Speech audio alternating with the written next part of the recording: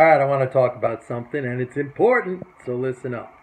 So, if you've been listening to my views, they're pretty much 180 degrees opposite what the mainstream views are. If you look at the commentary, if you listen to the pundits, there's huge risk. They're talking about market crashes. They're talking about things that are going to be worse than the great financial crash. Everything is about doom and gloom, and I've been saying that that is not the case. Stock markets are going to go higher. You need to be in risk assets. Now, my view is not based on the chart's telling me to buy it, crossed the line, or the moving average just went over the other moving. No, it's based on very sophisticated analysis, a deep understanding of policy, of MMT, and really looking at all the important numbers, the pertinent numbers, very, very closely.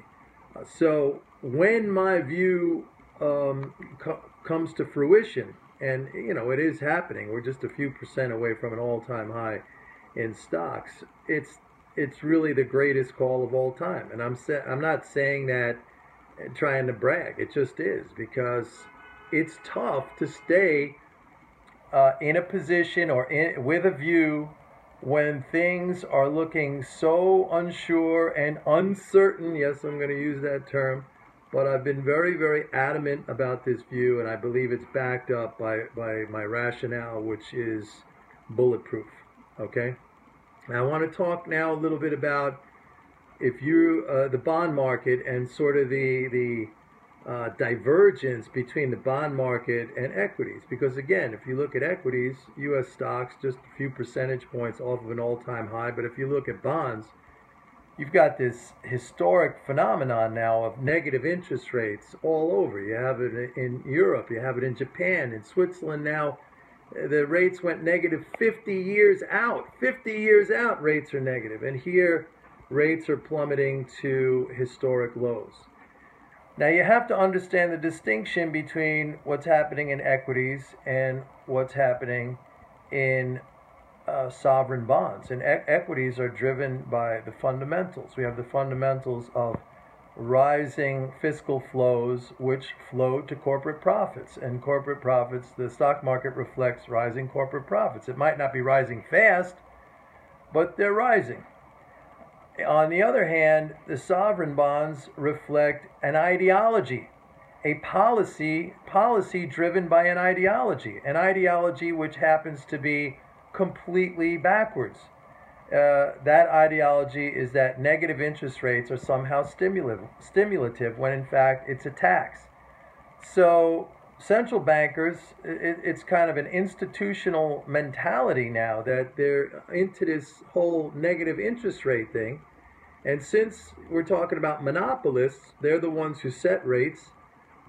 They could set them anywhere they want, and they're setting them negative, thinking that it's a stimulus when it clearly is not. It's like a tax, so they're actually levying taxes. And I've been through the numbers. I broke down the numbers a few weeks ago, and I said that the fiscal flows, thankfully, are stronger than the leakage caused by the negative rates. I equated it to a leak in a swimming pool. The swimming pool's filling up, but it could be filling up faster if we didn't have the leak from negative rates. But that leak is not enough to drain the pool. It's just slowing up the rate of increase of the level of the pool.